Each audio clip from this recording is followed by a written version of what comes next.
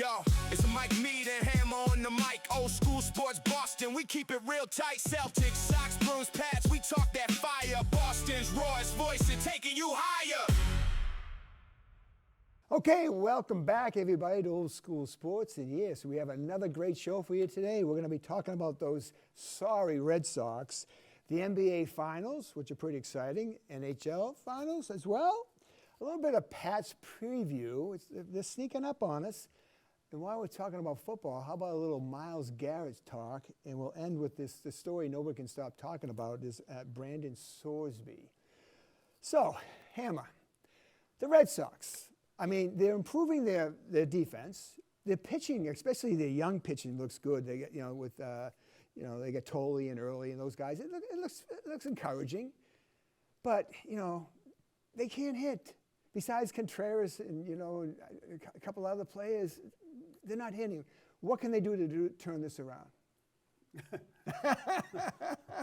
They can. That's a loaded question. Right. There's really nothing you can do at this point of the season. I mean, they've buried themselves in a hole at 27 and 37, and there's really nowhere to go because what can you do? You have so many gaping holes in your lineup. You can't plug them all. No. And you have so many guys underachieving. There's really no hope. I mean, that's what I said a couple of weeks ago. I said they couldn't even get us to September and keep us in the race. And you're talking like this, and you just got off the phone with #1 Red Sox fan, Amy, too. Yeah, and yeah, she sounded a little down today, too. Oh, my God. Yeah, I think, I've been hearing from her and Pat, 3.5 games out, 3.5 games out, we're right there. But here's the thing. There's like 8 teams ahead of them. Yeah. And they're 10 games under 500. And all they do is win one, lose one, win one, lose one, win two, whatever. In the last 2 games, they scored 1 run against the Yankees on Sunday and lost. They scored 1 run last night against Tampa Bay and lost. You can't score any runs. You have no chance of winning. Now, here's the other thing, too, is the A's are the opposite. They lost 15-14 last night. What would you rather watch? Would you rather watch a team score 14 runs and lose where you want to hang yourself? But you know what? At least they were exciting with home runs and, they can't pitch worth a lick. It's better than watching a Red Sox 2-1 and 3-1. Well, some baseball purists would differ with you and say they like, they like a nice 1-0 game or 2-1 game. But I'm with you. Give me a softball game any day. Let's get some action here. Some plays at the plate, some triples, and some throws out at home. Whatever. Yeah. Some action. You don't get much in those 2-1 games. Not much action in a Red Sox game. Last week, Brian Bello, he's pitching, and the thing with him is he can't pitch the first inning because he implodes. So the Red Sox said, you know what? Usually they have a starter for him, like an opener. We'll pitch an inning, then Bayo will come in and pitch well. So they let him start the other day. It was a game at Fenway Park. He gave up 6 runs on the top of the first. So if I paid to go to that game, the way the Red Sox offense is, the game's over in the top of the first inning. They ended up losing 8-2. But it's like, you got no chance. They're like 0 and 30 when they're 2 or 3 runs behind in a game. They have no comebacks all season. I call it the Chubb Knobloch effect. Do you remember him? Yeah, he was a second baseman for the Yankees in Minnesota who couldn't throw the ball to first base. He was an all-star, and all of a sudden, for some reason, he had a breakdown or something. He got the yips, and he couldn't throw the ball, 20 feet to first base. Yeah. I think this is what's going on with Brian Bayo. He can pitch, obviously. His record, his ERA is ridiculous, ridiculously bad in the first inning. But he settles down, innings 2 through 6, he's almost unhittable. So it's all up here. Yeah. So I don't really have a problem with it. Start somebody. Start some middle reliever or something, and then put him in there if it'll work, if it'll get him past this. Now, albeit he doesn't want to do it. He says his answer to this is, I'm having a bad year. Okay. Now he's having a bad year in the minor leagues because they demoted him. Right. He went to Worcester. Nice drive out that way. Yeah. But the thing with, they should change something with him. Okay. Maybe he pitches an inning out of the bullpen. All right, it's the first inning. Pretend. Put a batter up there when he's doing his warm-ups before the game. Right. And then now he gets to the mound. He thinks it's the second inning. Whatever works. Yeah. Get a hypnotist. Tell him There's no such thing as a first inning. The game starts in the second inning. Yeah. You know, do something because the guy needs help. He's got the yips. Yeah, He's got the yeah. yips for sure. But Yeah. you know when the Red Sox blew it this season was they could have traded Marcelo Maya, right, for Kendall Marte, who's on Arizona, who's a switch hitter, 11 home runs, 37 RBIs. But Breslow wouldn't get rid of Maya. Yeah. And this guy's an all-star. And, The yeah, other guy you're he's talking a about. great player. Yeah. And Meyer actually had his first extra base hit in a month last night. Home run. So he's kind of useless right now. And you have, guys in the minor league that can play shortstop. You don't need him. And you could have had a legit hitter, a right-handed hitter that you need at Fenway Park. They also could have kept Bregman. They didn't want to pay him. No. So he went to Chicago. But that's as a general manager. That came from ownership. Well, this deals. I mean, the guy's got to do something with his job. Alonso, you could have got Pete Alonso, Oh, yeah. 13 home runs, 41 RBIs. Kyle Schwarber, Yeah. 23 home runs, 40 RBIs.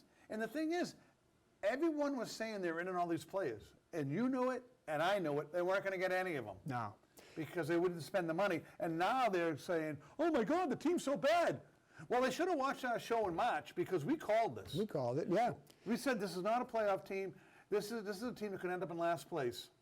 In today's Globe, they did a big article about Breslow's job is safe, according to upper management. They're not going to fire him. But how do you come out and say Well, that? that's usually the kiss of death. Yeah. Whenever you get reinforced, don't worry, we're right behind you. We got But, you. yeah, they're right behind you, stabbing you in the back with this Red Sox organization. But here's the thing with Breslow, what can he do? If he sells guys off the team, like a Chapman, the closer, and other players like that, then he gets fired because you end up in last place. But if you keep everybody and you buy somebody at the deadline and you bring in some talent, it's too late. I mean, you're too far out of it, 10 games under 500. You need one or two guys at least. But Tom, they're 3.5 games out of the wild card, and so that's why I believe they're going to be buyers, because he has to justify his job there, because it's coming from upper management and all the way up to Henry's. They're saying they want to salvage this season because they keep buying into this 3.5 games out. Yeah, but when you got to pass 8 teams, you need them all to lose to pass them, and they can't beat anybody. So people just got to wake up and realize it's over. Yeah, well, So they can't hit. Yeah. You get some hitters. And the last thing I heard on the Red Sox, I feel bad for the kids of New England. If you know the 99 restaurant, if the Red Sox win, the kids eat for free. They're starving. They're starving. We got a bunch of skeletons running around the streets, malnutrition, because the Red Sox stink. And these kids that could have had a free meal to 99 are getting nothing. Yeah, and 99's going under. Yeah. Nobody's coming. Yeah, exactly. So that's all I got with that. Let's hop to the NBA. Ooh, like it. So, you been watching it at all? I was out in Seattle, man. Yeah. We really didn't watch much out there. So I'm going to rely on you for this segment. Well, the first 2 games, as you know, the Knicks won in San Antonio. And the first game was kind of it wasn't a blowout, but it was pretty much, it was a no-doubter. And the second game came down to the very end of the game, and they really screwed it up. But what it did do is it made the Knicks arrogant and thinking they were just going to, especially the fans. A New York team arrogant and New York fans arrogant? My gosh. Come on. I'm floored. What do you think, they're Philadelphia or something? I know, right? Well, they haven't thrown batteries or stabbed anyone yet, so they're not Philadelphia. But, so they come back home, they're up 2-0, and they're feeling confident. The fans are going berserk. And you know the statistics, if they go down, if San Antonio goes down 3-0, what's the odds? I mean, no team's ever come back, right? Yeah. I know it's done in hockey like 4 or 5 times or something, but in basketball it's not going to happen. So, but the Knicks, they get so much confidence. But then Donald Trump put the hex on him, and he said he was coming to the game, and it took the momentum out of the fans. Not that it had anything to do with them winning or losing, but the fans were all ticked off about it because they had that watch party right outside the stadium there, and they had to cancel. He disrupted everything, and they're not happy with him. Wow, that's an excuse that sounds like the Celtics would use. Yeah. Yeah. All I know is The players weren't making it, the fans. Yeah, okay. So it's the first time in NBA history that the road team won all 3 games. It used to be in the NBA, you had such an advantage being at home, but no longer, that's for sure. I got a question for you. Yeah. In '86, what was the home record of the Boston Celtics? 41-1. Am I right? No, 40-1. Either way, I'm pretty freaking close. You're pretty good. And I'm going to do a fact check for the show because All right, how many games are there? all right, you're right. Okay. Weymouth math. There's 81 home. There's 41 home games. 40-1. But that's making your point, though.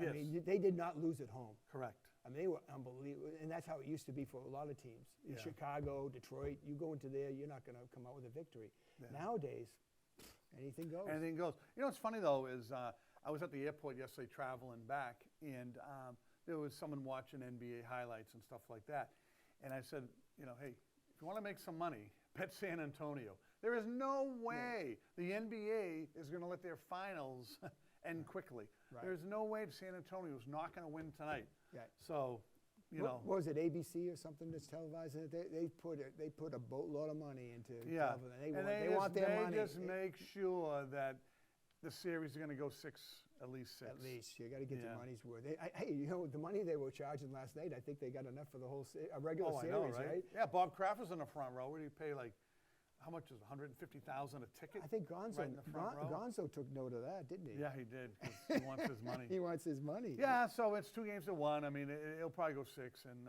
I don't know. I have not much interest in it. So. But I will say I'm very impressed with the San Antonio Spurs.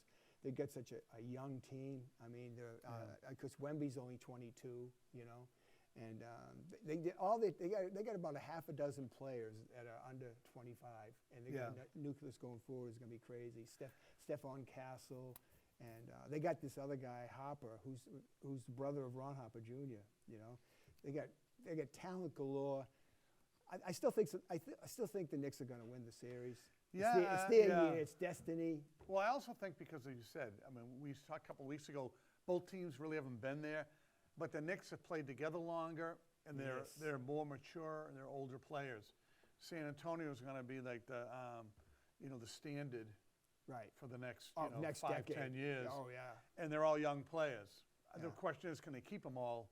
But who knows? But 3 of their players on the Knicks, they carried over from Villanova. It used to be 4. Yeah. They traded one. So they've really been playing together a while. Right, exactly. So, yeah, I mean, I would think that the Knicks got a pretty good shot. Yeah.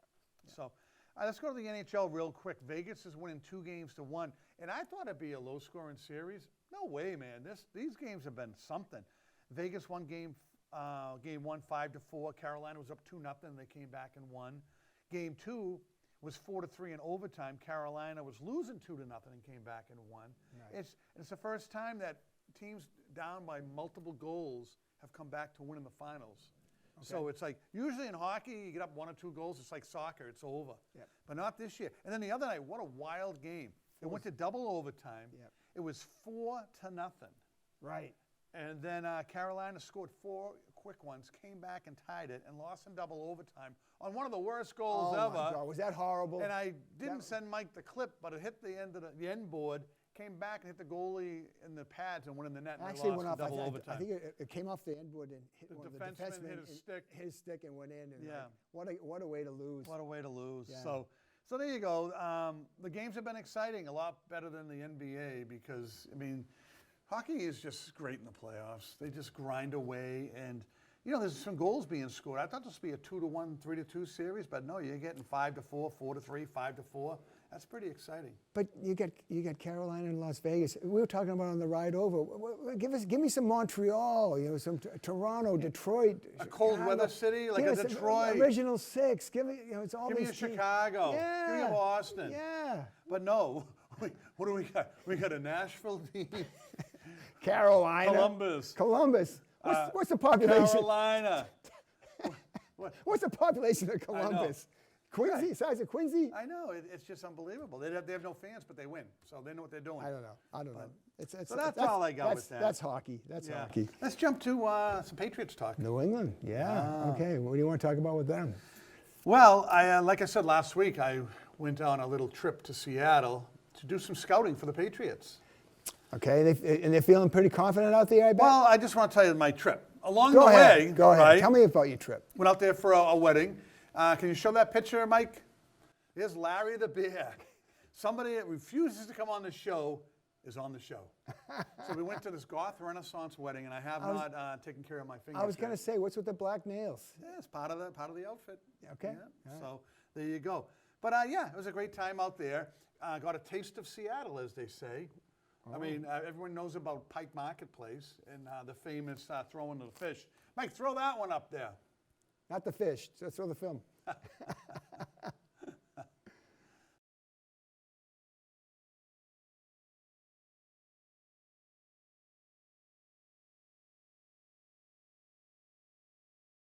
So, I mean, yeah, it's a big show. I mean, they just throw the fish back and forth and then hoping to drum up business and stuff. But then I said, you know what? I'm not really finding, there's not much buzz about this Patriots-Seattle game. So I went golfing with a couple of guys at the club. You know, this guy Skip, who owns half of the West Coast. And this guy, Dr. Greg. And we played a nice round of golf. And we were chatting a little football along the way and stuff. You played well, I heard. I had a good day. I did.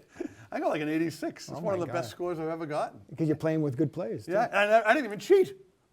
Even better. When does that ever happen? I know, right? So, Mike, throw this video up of these guys talking trash about our Patriots and our coach. All right, here we are on location, Old School Sports, and we're at Tacoma Country Club, the longest running golf course out here on the West Coast, 1894. So, just played a round of golf with a few guys and with a couple Seahawk fans, and we talked about the game coming up September 9th. September 9th, Wednesday night. Our contention is, Mike and myself, who were from Boston, we said that we're going to play a much better game this year. As far as that Super Bowl, that's going to be out the window in game one. We're going to come into Seattle and win. What do you guys say? You are gonna play a better game, but you're still going to lose. Yeah, we think that your game will be a lot better if your coach is more focused on the game this time. Ooh. Yeah, just saying. Go Drake May. Yeah. Well, I think, you know, with Seattle losing their running back, who was the MVP, and A.J. Brown now on the Patriots, Romeo Doubs, two offensive linemen the Patriots signed, I think they found out on the Super Bowl their big weakness. So they're going to be able to put some points on the board in the game in Seattle coming up. But I still think it's going to be a tough match. Yeah, we still have the bulk of our defense intact. So you'll have to really bring it on this time. And again, the coach is really going to have to focus on the game. Well, he already kicked her to the curb, so it's not even a worry anymore, all right, okay? all right. You have anything there, Mr. Peterson? Go Pats. All right. Woohoo! Let's go. So I tried to talk about the game, Yeah. you know, but they were just focusing in on Mike Vrabel and his indiscretions. But to me, it's like, when I break down this game, what do you think? I mean, we got A.J. Brown, we got Romeo Doubs, we got a healthy Drake May. We got a couple extra guys on the offensive line that weren't there last year. And that was the big problem in the Super Bowl. I think our offense is going to click. Let's hope so. They spent a lot of money on this guy, Brown, you know. I would hope they perform. Yeah, I would think. And then I would ask them about they got rid of the Walker III who went to Kansas City. Right. So I go, you got a big gaping hole at running back. And they're like, no, we got Jordarian Price. And I'm like, he's unproven. If you remember last week's show, we were talking about it, and I was saying that all these every week that the Patriots come into a new stadium, they're going to have all the signs about Rossini and Vrabel and everything. And you said, but Mike, not Seattle. There's nice people out there. They're not going to do that, right? Well, there are nice people out in Seattle, Mike, and one of them is called Rhonda from Seattle. Oh, I love Rhonda. And she has gifted us these awesome Old School Sports Boston mugs. Do I get one of them? You do. I'm presenting to you right now. Nice. So there you Rhonda's go. the best. So there are nice people. Who's out better there. than Rhonda? Nobody. Nobody. So there you go. You have yourself a nice mug now. But they're not that nice. They're going to have some signs out there on that game. Yeah. It's gonna be. And I didn't think it'd be like that. But when we were talking to the guys on the course, yeah, they were getting a good chuckle about it. Yeah. So The film you sent me, one of the guys kept saying that, you know, if Vrabel would just keep his mind on the game. And you know what? Most of that is true. Because I said weeks ago, and you were like, you poo-pooed my idea that this guy was juggling the two women at the Super Bowl. I got to keep my wife over here, my girlfriend over here, and I don't have time for a game plan against Seattle. Because it was one of the worst game plans ever. There was no adjustments. All his game plan was, okay, send her this way, send her that way, and I got to find a way to ping pong between the both of them. I'm still going to poo-poo that. They got beat by a bigger, faster, stronger team. Case closed. There's nothing to do with that. When it comes down to women in football, guys got to choose football every time. Wow. How's that? I think you're getting old. you know? Thank you. Oh, I'm just saying. Yeah. You got to think younger guys. I mean, nah. that's the thing. I mean, Adam and Eve. What happened there? He's not that young. Right? He's not that young. You can have everything you want, just don't eat that apple. And they couldn't do it. Couldn't do it. You can have everything you want. You're in the Super Bowl. You can win a Super Bowl. But I want to go visit Diana. No, there's an asterisk there, except for the Super Bowl.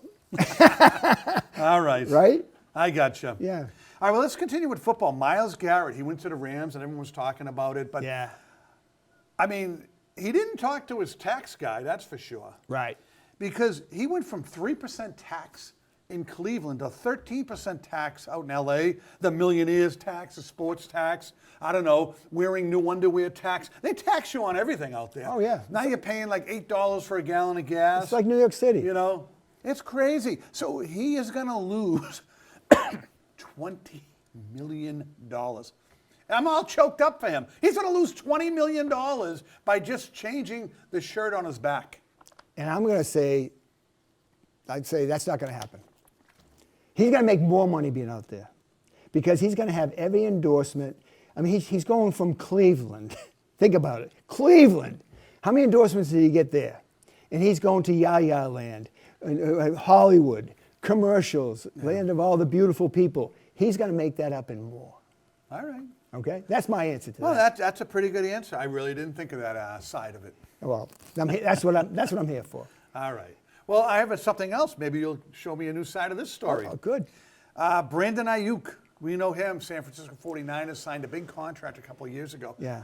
And the Patriots tried to get him a couple of years ago and didn't want to play here because they had Mac Jones at quarterback. Yeah. Thank God he didn't come here. What a pain in the ass he is. Yeah. I mean, he got hurt after 7 games after signing that monster contract. And he last year didn't play a game.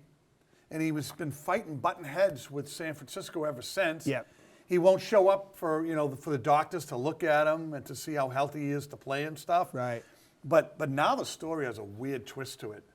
The 49ers were having, like, Brandon Ayuk hasn't showed up in the complex all off season or anything like that for OTAs, which is optional workouts, or just to work out or to visit the doctors. Right. But they had a mandatory workout this week. Yep. And he was going to show up. They got word of it, so they canceled it. And it saved them $26 million? Yes, Yeah. because if they had a mandatory, you need to show up, and Brandon Ayuk shows up in the San Francisco facility, he gets $26.1 million. Yeah, it's But if he 26 shows up any other time, it's voluntary. He just happened to show up. But it has to be that it's mandatory. And if he's there, he gets his money. And San Fran doesn't want to pay him. They're trying to get rid of him.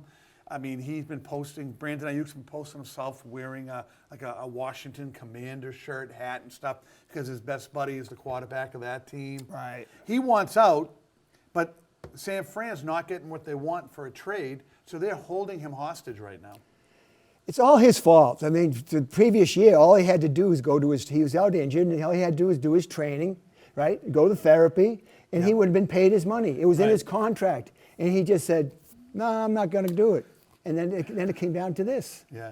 So somebody finally got a hold of him, like, you're an idiot. You're just pissing away millions and millions and millions of dollars. Go to camp, get your $26 million. And then when San Fran heard he was going to do it, they're like, we're not having a mandatory show up. Right, right. So what an idiot, though. Yeah, I mean, really. I mean, that's the way the world we're in. When you have bad advice and no guidance, this is what happens. Well, that didn't happen that way with A.J. Brown, did it? And he's going to be. Looks like he's going to be a good soldier. Yeah, have you seen some highlights of him and Drake May? It's amazing. Yeah. I mean, just the way he catches the ball, everything's so smooth. Yeah, I mean, maybe he's a little slower than he used to be. Yeah. But contested catches, he's like just one-handing him and stuff. He's going to be a great player. And that Legion of Boom or Legion of Doom or whatever they want to call themselves in Seattle, they're going to get their eyes open because they're going to get the first taste of A.J. Brown on the Patriots. The big news in the papers is that the Patriots got screwed, though, in the deal because they gave up a 1 and a 5th round and all that. And they were just betting against themselves, if you will, right? But I think the opposite is true. I mean, they wanted him. They didn't want any distractions. They wanted to give him what he's worth, what they felt he was worth, and be it day one in camp. And let's just have this thing materialize naturally, and let's not have us, because they could have gone all the way to the beginning of the season. But why do that? Right. And another way to look at it is this Rossini-Vrabel thing, right? That kind of went, because he had the big press conference, he's coming and everything. Nobody was talking about that. That's so true. Do you think They had that to might do have had it. some play in that? Absolutely. Yeah. Let's sign this guy now. Let's get this. Yeah. And Vrabel's like Putting everything else on the back page. Vrabel's like, oh, good, thank God. We can talk football. Finally. Yeah. Yeah, so the other thing too, though, is I think that everyone's saying that they gave too much for him.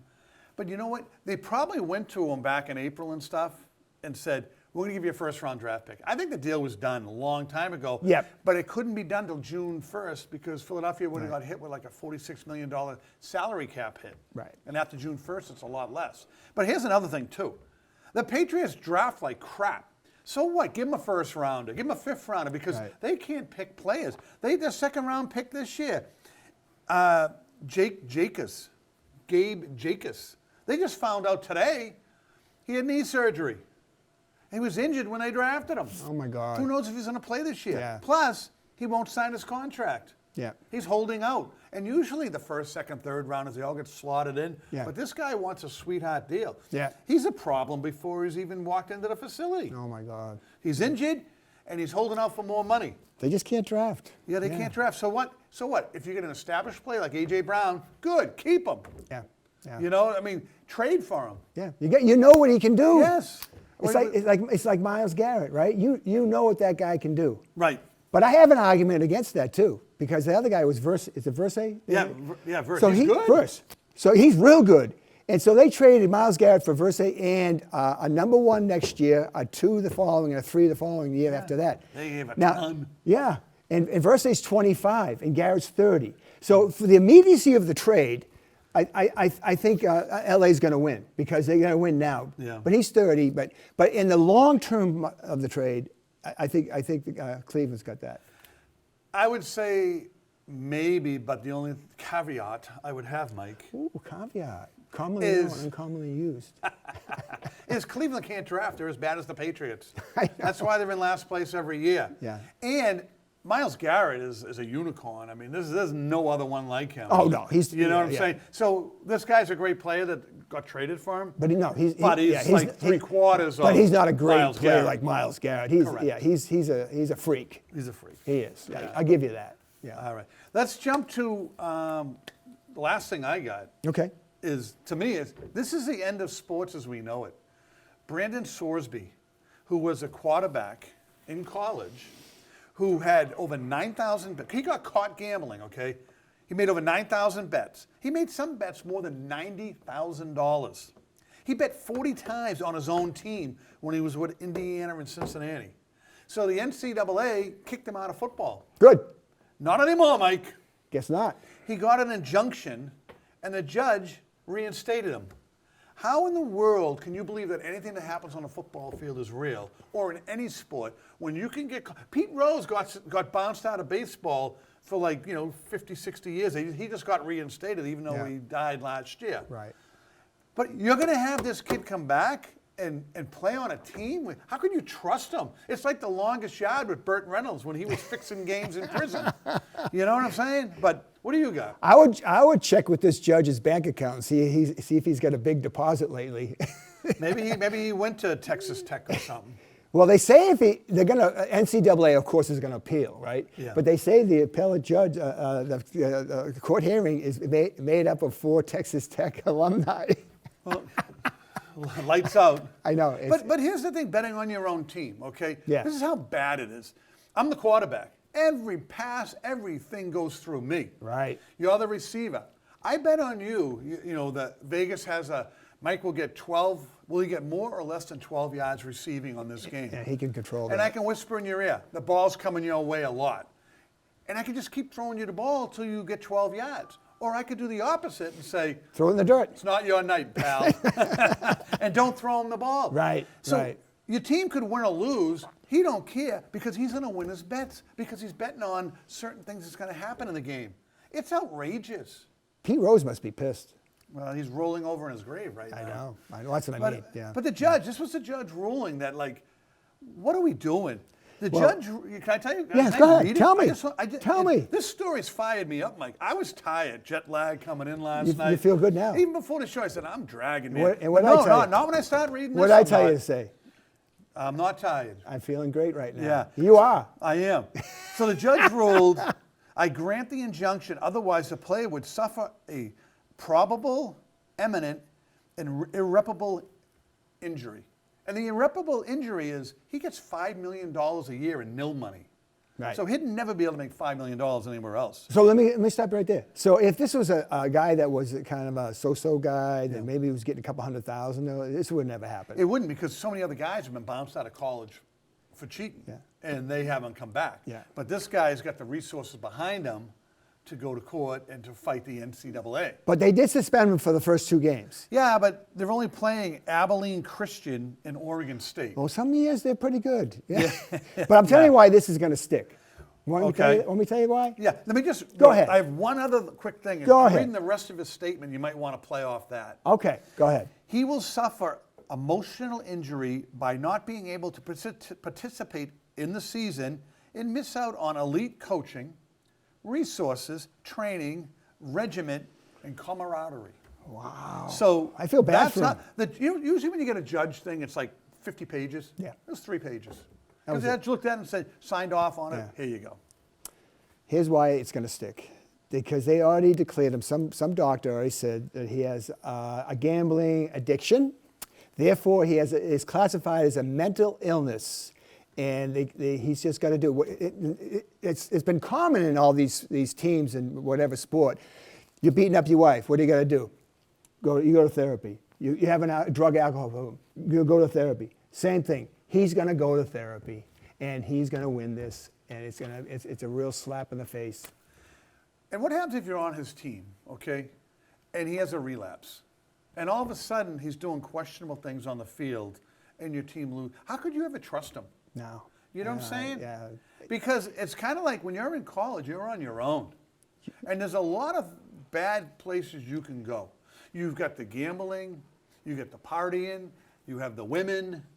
You know what I'm saying? There's a lot of vices there that can send you drugs. You can go spiraling right back down the drain again. And how are you going to know? Unless he turns into Joe Namath when he was on Alabama, I don't know. I don't see him make it. I don't see anybody drafting him unless he has a super year. They're going to stay away from him. They're going to blackball him. Maybe. Yeah. But even like Texas Tech, they have 12-game season. There's a lot of teams they're playing this year that are trying to get out of playing them. Yes. They don't want to be associated with this at all. Right. And wouldn't that be something? Texas Tech could finish the season 5-1 or something because 6 of the teams bailed out and won't play them. They'll play him because they'll be mandated, and it all comes down to what? Money. Yeah. And they're going to have to play him to get their money. That's But all. I mean, it looks like he did all this stuff, and the only consequence he got was the 2-game suspension, and against 2 like layup terrible football teams. Yeah. But he's been diagnosed, and he's just got to go to treatment. So this is setting a precedent now. Yeah. And Where is the integrity, Mike? There is none. There is none. There is none. No. It's like anybody can now sue the NCAA, and then soon it'll be like NFL players, the NBA players during the season that got suspended. You know, a couple former Celtics guys in the past years. Yeah. They got caught gambling on. Oh, yeah. So it's like it doesn't. There's nothing happens to you. Terry Rozier. Terry Rozier. Yeah. All you do, like you said, it's a mental illness. It's a mess. So, yeah. So why not somebody that loses their house, loses their cars, and loses everything gambling? Then why can't they say it's a mental illness and get all their money back? If I knew what I was doing, I wouldn't have bet on that stupid team. It's crazy. I'm just saying it's people aren't held accountable anymor. No. You know, and that's it's how always it goes. it's always an excuse. It's always someone else's fault. Right. Yep. I'm telling you, they're going to try to blackball him. But if they do, he's probably going to sue and win that too. He right? probably is. And I'm disgusted. All right. I'm so mad there's no Hammers, What's Bugging Hammer, because this story was What's Bugging Hammer. Well, that's your bug and hammer. There you go. All right. I think that's a wrap. All right, that's a wrap. All right, so next week the NBA and the NC and the NHL might pretty much be done. The Red Yep. Sox are all done. Just stick a fork in them, Amy. We'll find out if Diana Rossini, who is being rumored to come out with a tell-all story, and she's shopping it around to some major networks. We'll see if she comes out and has anything she wants to add to the Mike Vrabel story. That's not going to happen unless she finds no work at all. Yeah, so there you go. So a lot of exciting stuff on the horizon. Thanks again to Rhonda for hooking us up. Thank you, Rhonda. You're the best. And what we're thinking of doing, we're going to have some kind, I got a couple extra mugs, and we're going to have some kind of competition where you can either email in a question or maybe we'll even have some kind of contest where you can win this too. And this is a Yeti, let me tell you. This is heavy duty. This is good stuff. So I like the latter. Let's have a contest for somebody. They have to answer a question correctly. yeah, but you can't because Trivia. just, I know. who is it going to cheat with their phone, Mike? We have honest Oh, give me a viewership. break. That's all we got. If you liked it, give us a like, subscribe. We'll see you next Thank week. you. Thanks for joining. Okay.